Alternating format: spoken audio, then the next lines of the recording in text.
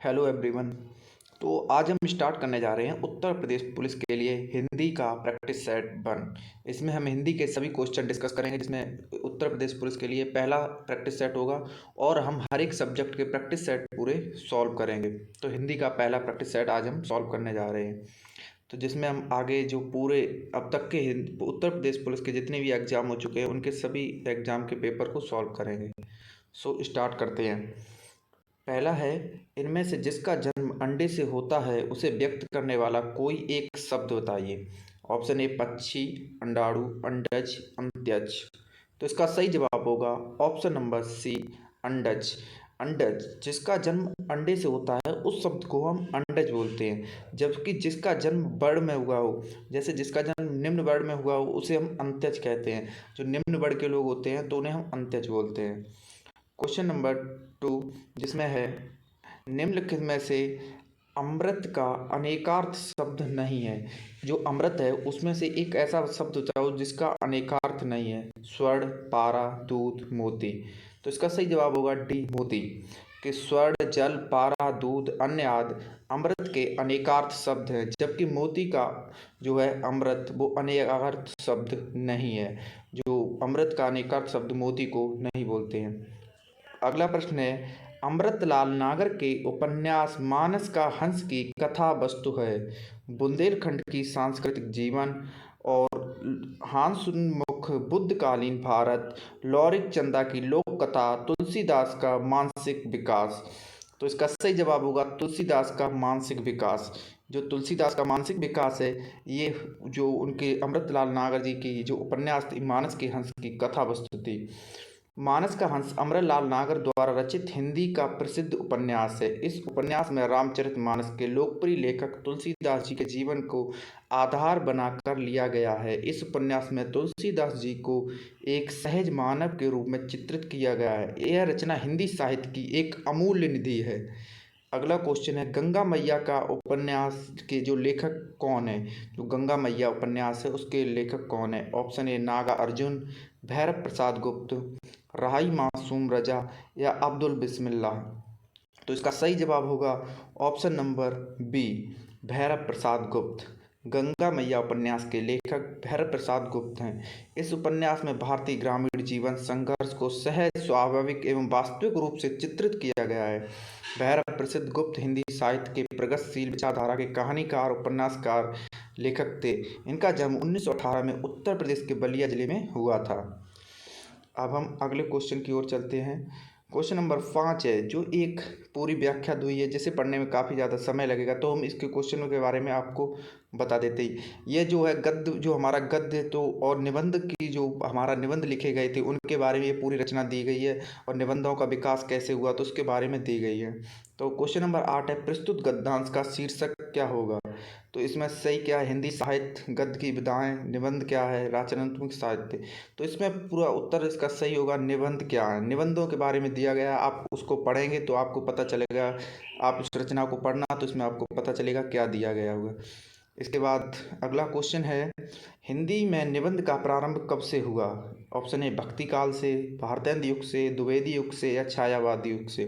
तो इसका सही जवाब होगा भारतेंद्र युग से। हिंदी साहित्य के आधुनिक युग में भारतेंद्र और उनके सहयोगियों से भारतीय बुंद योग निबंध लेखन की परंपरा का आरंभ होता है। जो भारतेंद्र युग आपको पता है, जो भारतेंद्र जी हैं वो हमारे हिंदी में एक अलौकिक नाम है जो हिंदी में जाना जाता है।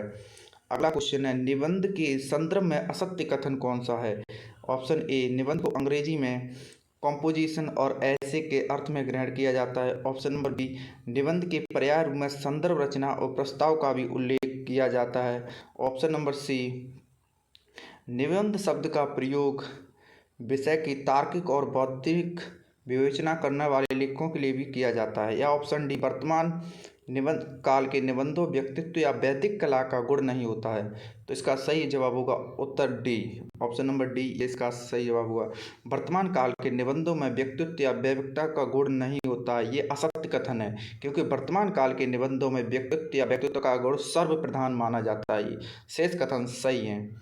अगला क्वेश्चन है, आधुनिक मनुष्य का केंद्रीय भाव कैसा है? साहित्य, निबंध, स्वाधीनता या इतिहास बोध? तो इसका सही जवाब होगा स्वाधीनता। जो आधुनिक लोग हैं, गद्य और उसकी विधाएं आधुनिक मानस के स्वाधीन व्यक्ति के अधिक अनुकूल हैं। मोटे रूप से स्वाधीनता आधुनिक मनुष्य का केंद्रीय भाव है।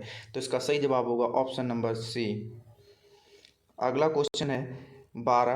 भारतेंदु और उनके युग के संदर्भ में कथन सत्य है। कौन सा कथन इसमें सही होगा? गद्य काव्य विधा का प्रचलन भारतेंदु जी से होता है।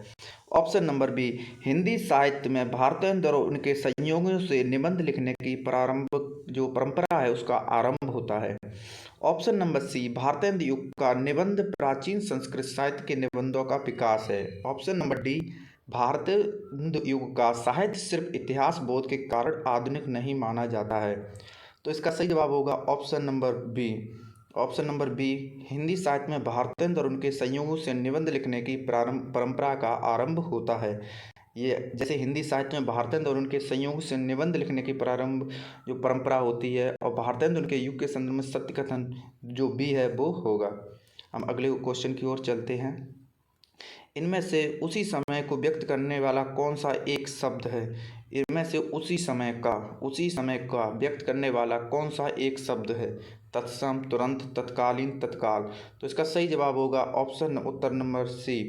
क्यों? सी में क्या है? तत्कालीन। जब हम कहते हैं उसी समय का, कोई बात पुरानी होती है तो उसी समय का, तत्कालीन समय के जो प्रधानमंत्री थे या तत्कालीन समय के राष्ट्रपति थे, जो हम पुरानी बात करते हैं तो ये उसका सही होगा। ऐसे ही जीतने की इच्छा रखने वाले को जिज्ञासा बोलते हैं, जानने की इच्छा वाले को जिज्ञासा, और जो दमन योग्य हो उसे दमनीय बोलते हैं। जो दमन करने योग्य हो उसे हम क्या बोलते हैं? दमनीय। अगले क्वेश्चन की ओर चलते हैं। Question number 14। कृत प्रत्ययों के संयोग से बनने वाली क्रिया को क्या कहते हैं? सकर्मक, पूर्वकालिक, कृदंत या नाम धातु? तो इसका सही जवाब हो कृदंत। प्रत्यय उस अक्षर या अक्षर समूह को कहते हैं जो शब्द रचना के निम्न शब्द के पीछे लगाया जाता है। जैसे बूढ़े में पा प्रत्यय लगाकर बुढ़ापा बन जाता है। कृत प्रत्ययों के संयोग से बनने वाली क्रिया को कृदंत कहते हैं। जैसे जात में अक प्रत्यय लगाकर जातक हो जाता है। ऐसे ही हम अगले क्वेश्चन की ओर चलेंगे। अगला क्वेश्चन है, श्री कृष्ण के सुन बचन अर्जुन क्रोध से जलने लगे, सब शोक अपना भूल कर करतल युगल मलने लगे, संसार देखे अब हमारे शत्रु रण में मृत पड़े, करते हुए यह घोषणा भी हो गए उठकर खड़े। प्रस्तुत पंक्तियों में कौन सा रस है? तो इसका सही जवाब होगा ऑप्शन नंबर ए, रौद्र रस है। जब इतने श्री कृष्ण के जो वचन सुन के जब कृष्ण जो अर्जुन थे वो खड़े हो गए थे, तो सुन वचन उठ खड़े हुए पंक्ति में रौद्र रस है। जब किसी व्यक्ति को बहुत क्रोध आता है और किए गए अपमान आदि के कारण जिस भाव से प्रवक्ता होती है वहाँ रौद्र रस होता है, जिसका स्थायी भाव क्रोध है। जब कोई क्रोध में हो तो वहाँ पर रौद्र रस का प्रयोग किया जाता है। तो अब ऐसे अगले क्वेश्चन की ओर चलते हैं।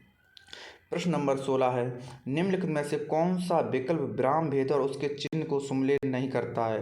पूर्ण विराम, अल्प विराम, योजक चिन्ह, उद्धृत चिन्ह? तो इसका सही जवाब होगा योजक चिन्ह। योजक पूर्ण विराम का चिन्ह सही है, अल्प विराम भी सही है एवं उद्धृत चिन्ह भी सही है। विराम भेद उसके चिन्ह सम्मिलित हैं, परंतु योजक चिन्ह सही नहीं। योजक चिन्ह का सही चिन्ह ये वाला होता है, जैसे पाप, पुण्य, पानी, वाणी, ऐसे सब होते हैं।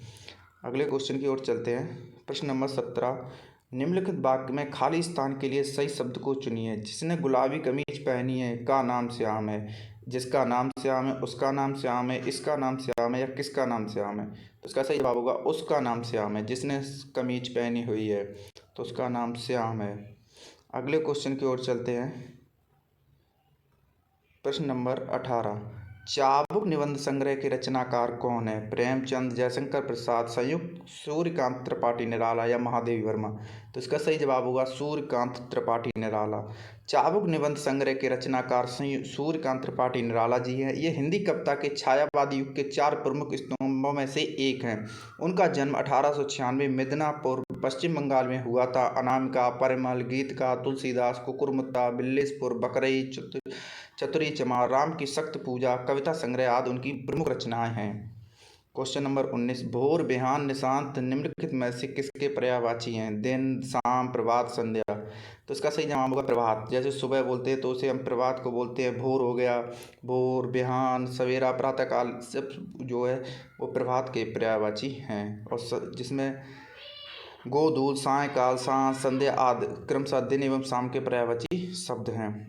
Option number 20। क्वेश्चन नंबर, तुलसीकृत शब्द का समास विग्रह करने पर करण कारक कौन सी विभक्ति मिलती है?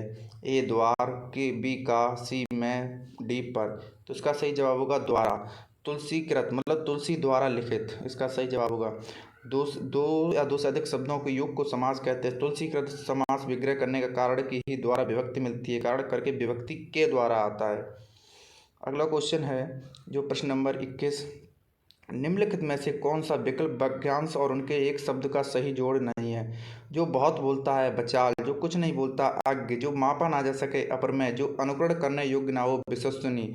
तो इसका ऑप्शन नंबर डी गलत होगा। करने योग्य हो, जो अनुकरण करने योग्य हो वो विश्वसनीय नहीं होता। जो अनुकरण करने योग्य हो उसे अनुकरणीय बोलते हैं। और जिसके जो मापा ना जा सके उसे अपरमेय, जो कुछ नहीं जानता उसे अज्ञ, और जो बहुत बोलता है बाचाल, जिसका विश्वास ना किया जा सके उसे बोलते हैं विश्वसनीय। तो इसका सही जवाब होगा ऑप्शन नंबर डी, जो अनुकरण करने ना उसे अनुकरणीय बोलते हैं। अगला प्रश्न है 22, जो भेदा ना जा सके वाक्यांश के लिए एक शब्द होगा? ए सर्वशक्तिमान, बी लोह पुरुष, सी अभेद या डी ध्रुवेद। तो इसका सही जवाब होगा जो भेदा ना जा सके उस वाक्यांश को बोलते हैं अभेद। जो पुरुष लोह से मजबूत हो उसे लोह पुरुष, जिसकी कठिनाई से भेदा जा सके ध्रुवेद कहते हैं, जो सर्वशक्ति संपन्न हो उसे सर्वशक्तिमान कहते हैं। अगला क्वेश्चन है, ब्याल, उरग, पन्नग निम्न में किसके पर्यायवाची शब्द हैं? भौरा, हाथी, सियार, सांप। तो इसका सही जवाब होगा डी, ब्यार, उरग, पन्नग, नाग, विषधर, भुजंग, ये सभी सांप के पर्यायवाची हैं। हाथी के गज, मतंग, गजेंद्र, मदकल, भोरा, भ्रमर, ये सब भौरा के पर्यायवाची हैं।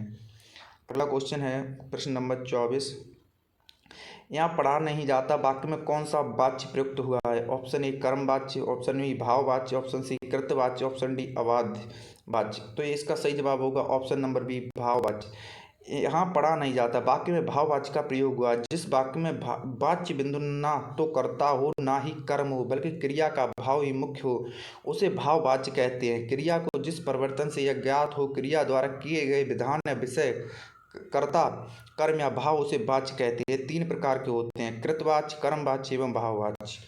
क्वेश्चन नंबर 25, निम्नलिखित में से कौन सा उपन्यासकार साहित्य अकादमी पुरस्कार से सम्मानित नहीं है? जैनेन्द्र कुमार, भगवती चरण वर्मा, मन्नू भंडारी, अमरलाल नागर। तो इसका सही जवाब होगा option number C. Option number C, जो मन्नू भंडारी हैं साहित्य अकादमी पुरस्कार प्रतिवर्ष जो भारत की 24 प्रमुख भाषाओं उनमें से प्रकाशित सर्वोत्कृष्ट साहित्यिक कृति को प्रदान किया जाता है। भगवती चरण वर्मा को 1961 में भूले बिसरे के चित्र उपन्यास, जयंत कुमार को 1966 में मुक्तिबोध उपन्यास, अमरलाल नागर को 1967 में अमृत और विश्व उपन्यास के लिए साहित्यिक अकादमी पुरस्कार दिया गया, जबकि मन्नू भंडारी को यह पुरस्कार नहीं दिया गया। हम अगले क्वेश्चन की ओर चलते हैं। निम्नलिखित में से कौन सा विकल्प और शब्द उनके अनेकार्थ शब्दों का सही जोड़ नहीं है? अंक, चिन्ह, भाग्य, कोट, किला, एक प्रकार का वस्त्र, बलि, उपहार, कर, सर, श्रद्धेय, तालाब। इसका सही जवाब होगा ऑप्शन नंबर डी, सर श्रद्धेय शब्द का अनेकार्थ शब्द नहीं है। सर का अनेकार्थी शब्द तालाब, सिर एवं पराजित होगा, जबकि अंक, चिन्ह एवं भाग्य का कोट, किला एवं एक प्रकार का वस्त्र का तथा बलि, उपहार एवं कर शब्द का अनेकार्थ शब्द है। क्वेश्चन नंबर 27, निम्नलिखित में से असत्य कथन को पहचानिए। व्यंजन वर्गों के तीसरे, चौथे और पांचवें व्यंजन सघोष हैं। व्यंजन वर्गों के पहले और दूसरे व्यंजन अघोष हैं। समस्त स्वर सघोष दुनिया है, सभी विसर्ग सघोष हैं। तो इसका सही जवाब होगा ऑप्शन नंबर डी, जो ऑप्शन नंबर डी है, सभी विसर्ग सघोष हैं। जिन व्यंजन में वर्णों में उच्चारण के समय स्वर तंतुओं कंपन नहीं होती वे अघोष कहलाते हैं। वर्ग के पहले तथा दूसरे व्यंजन सा, सा, सा तथा विसर्ग अघोष होते हैं। प्रश्न नंबर 28, निम्नलिखित में से सही वाक्य पहचानिए। श्री कृष्ण के अनेकों नाम है, श्री कृष्ण के अनेक नाम है, श्री कृष्ण के अनेकों नाम है, श्री कृष्ण के का अनेक नाम है। तो इसका सही जवाब होगा option number B, Shri Krishna के अनेक नाम है, ये इसमें सही होगा। क्रिया का मूल रूप क्या कहलाता है? धातु, कर्म, उपसर्ग, प्रत्यय। तो इसका सही जवाब होगा धातु। हिंदी व्याकरण में क्रिया का मूल रूप धातु कहलाता है। जैसे मूल धातु से पढ़ से पढ़ना, खेल से खेलना। अभिव्यक्ति अथवा शब्द निर्माण की दृष्टि से धातु दो प्रकार की होती है, मूल धातु, यौगिक धातु। प्रश्न नंबर 30, निम्नलिखित व्यंजनों में नासिक के व्यंजन है ना, चा, डा, सा। तो इसका सही जवाब होगा ऑप्शन नंबर ए ना, जो कि एक नासिक व्यंजन है। आप जब पढ़ेंगे हिंदी में आपको पता चलेगा, जो जो हमारे व्यंजन पढ़े जाते हैं अनुस्वार एवं अनुशासिक, दो नासिक ध्वनियाँ, जिनमें अनुस्वार ना तो व्यंजन है और ना ही स्वर, जबकि अनुनासिक या पंच मछार डा डा ड़ा ना मा एक व्यंजन है, अतः ना दिए गए विकल्प में नासिक व्यंजन है। राजेश जोशी के साहित्यिक अकादमी पुरस्कार किस रचना पर प्राप्त हुआ? दो पंक्तियों के बीच नेपथ्य में हंसी, मिट्टी का चेहरा, एक दिन बोलेंगे पेड़। ऑप्शन नंबर ए, दो व्यक्तियों के बीच। राजेश जोशी को साहित्यिक पुरस्कार अकादमी 2002 में उनकी कविता संग्रह दो पंक्तियों के बीच के लिए प्रदान किया गया। मिट्टी का चेहरा, एक दिन बोलेंगे पेड़, नेपथ्य में हंसी इनके अन्य काव्य संग्रह हैं। अगला प्रश्न, सुरेंद्र वर्मा को साहित्यिक अकादमी पुरस्कार किस वर्ष प्रदान किया गया? ऑप्शन नंबर ए, सन 1995, 1996, 97 या 99। सुरेंद्र वर्मा को 1996 में उनके उपन्यास मुझे चांद चाहिए के लिए प्रदान किया गया। द्रौपदी, शकुंतला की अंगूठी, दो मुर्दों के लिए गुलदस्ता, सूर्य की अंतिम किरण से सूर्य की पहली किरण तक आदि इनकी अनेक रचनाएं हैं। अगला क्वेश्चन है, निम्नलिखित में से सही वाक्य को पहचान कीजिए। वे धीमी स्वर बोला, वह धीमी सुर में बोले, वह धीमी सुर में बोला, वे धीमी सुर में बोला। तो इसमें सही होगा ऑप्शन नंबर सी, वह धीमी सुर में बोला। ध्येय विकल्प में वह धीमी सुर में में बोला, ये वाला सही होगा। अगला क्वेश्चन, मोक्ष प्राप्त शब्द का समास विग्रह करने पर कौन सी विभक्ति मिलती है? के लिए, से, द्वारा, को। तो इसका सही है डी, मोक्ष को प्राप्त। मोक्ष प्राप्त शब्द समास विग्रह करने पर विभक्ति मिलती है मोक्ष प्राप्त को प्राप्त। यह तत्पुरुष समास का उदाहरण है, जिसमें प्रथम पद गौड़ एवं अंतिम पद प्रमुख होता है, और जो सामान्यतः प्रथम पद विशेषण और दूसरा पद विशेष होता है, जैसे गगनचुम्बी, शोकग्रस्त, नेत्रहीन, मलिकुदुम आदि। अगले क्वेश्चन की ओर चलते हैं। सांप छछूंदर की गति होना मुहावरे का सही अर्थ क्या होगा? पछताना, असमंजस में पड़ना, घबरा जाना या होश उड़ जाना। तो इसका सही जवाब होगा बी, असमंजस में पड़ना। सांप छछूंदर की गति होना मुहावरे का सही अर्थ होगा बिल्कुल जो बी, असमंजस में पड़ जाना। अब ऐसे ही हाथ पांव फूलने का मतलब होता है डर जाना या घबरा जाना। अगला क्वेश्चन है, निम्नलिखित में कौन सा वाक्य सुमेलित नहीं है? अनुप्रास समान व्यंजनों की आवर्ती होता है। श्लेष शब्द के दो या दो से अधिक अनेक अर्थ निकलते हैं। उत्प्रेक्षा, उपमेय में उपमान की कल्पना या संभावना प्रकट की जाए। ऑप्शन नंबर डी, संदेह, जहाँ उपमान में उपमान की संदेह प्रकट किया जाए। तो इसका सही जवाब होगा ऑप्शन नंबर डी, संदेह में उपमान की उपमेय का संदेह प्रकट किया जाए। जहाँ उपमेय और उपमान में समता देखकर यह निश्चय नहीं हो पाता है कौन सा उपमेय कौन सा उपमान, अर्थात संदेह बना रहता है, वह संदेह अलंकार होता है। और क्वेश्चन नंबर 37, भाव विलास और रस विलास की कृति के लेखक हैं? ए भूषण, बी मतीराम, सी पद्माकर या डी देव। तो इसका सही जवाब होगा रीतकालीन ऋतुवत काव्यधारा के जो महान कवि देव का जन्म इटावा उत्तर प्रदेश में हुआ था। ये भाव विलास, रस विलास, प्रेम अष्टक